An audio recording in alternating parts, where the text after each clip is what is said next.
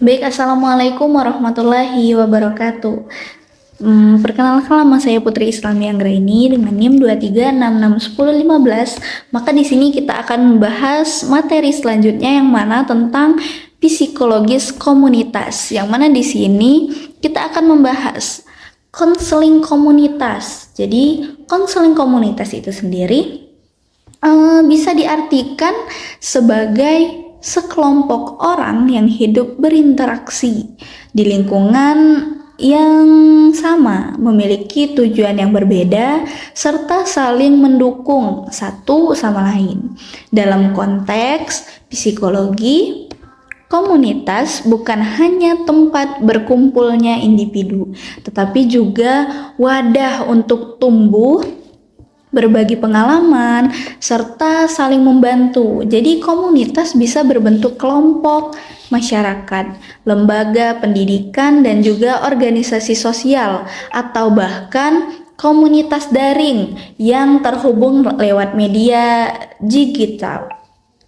Dan setelah itu, sebelum melakukan program pemberdayaan atau pendampingan, dibutuhkan yang pertama adalah asesmen komunitas, yang mana asesmen ini bertujuan untuk memahami kondisi, kebutuhan, potensi, dan masalah yang ada di dalam komunitas itu sendiri. Setelah itu, prosesnya bisa dilakukan dengan observasi, wawancara, survei, atau didiskusikan langsung dengan anggota komunitas ini sendiri. Jadi hasil asesmen menjadi dasar penting untuk merancang program intervensi yang benar-benar sesuai dengan situasi dan kebutuhan mereka juga tentunya.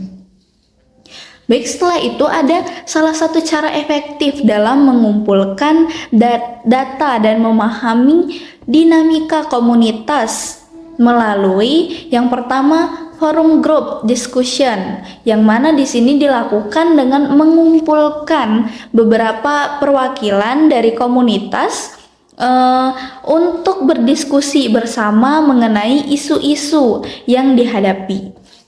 Setelah itu ada langkah-langkahnya, biasanya dimulai dari menentukan topik diskusi, memilih peserta yang relevan, dan menyiapkan pertanyaan atau panduan tentunya. Memfasilitasi jalannya diskusi, lalu menganalisis hasilnya, dan FGD ini tadi membantu membuka pandangan yang lebih luas dan mendorong partisipasi aktif dari anggota komunitas itu sendiri. Dan setelah itu ada data dan informasi terkumpul dan tahapan selanjutnya ini adalah melakukan intervensi komunitas, yang mana intervensi ini dilakukan untuk meningkatkan kesejahteraan dan memberdayakan masyarakat agar mengatasi masalahnya sendiri. Jadi di sini bentuknya bisa berupa pelatihan keterampilan, konseling kelompok, penyuluhan, atau ada pembentukan kelompok dukungan yang mana terdiri dari kelompok pendukungan sosial itu sendiri. Tujuannya bukan hanya membantu sementara, tetapi juga membutuhkan kemandirian dalam komunitas yang mana di dalamnya itu ada beberapa individu ini tadi. Dalam merancang intervensi, pendekatan logikal framework event sering digunakan. Pendekatan ini membantu merancang program secara sistematis dengan memperhatikan tujuan, langkah-langkah kegiatan, dan juga indikator keberhasilan serta sumber daya yang dibutuhkan. Dengan LFA ini tadi, kegiatan komunitas bisa lebih terarah, tertuju, dan mudah dievaluasi endingnya nanti atau di akhirnya. Selain itu, ada juga pendekatan framework, yang mana cara pandang yang melihat bahwa perilaku individu dipengaruhi oleh lingkungan di sekitarnya.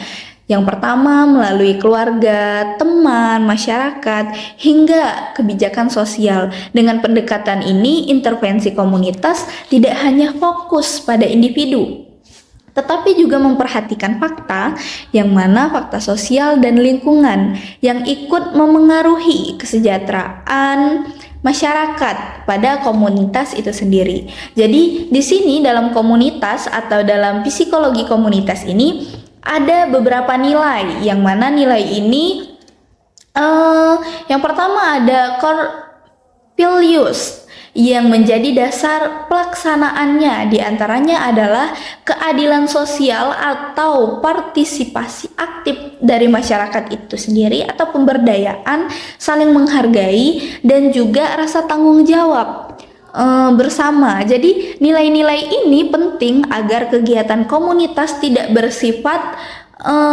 top down, tetapi benar-benar melibatkan masyarakat sebagai pelaku utama perubahan.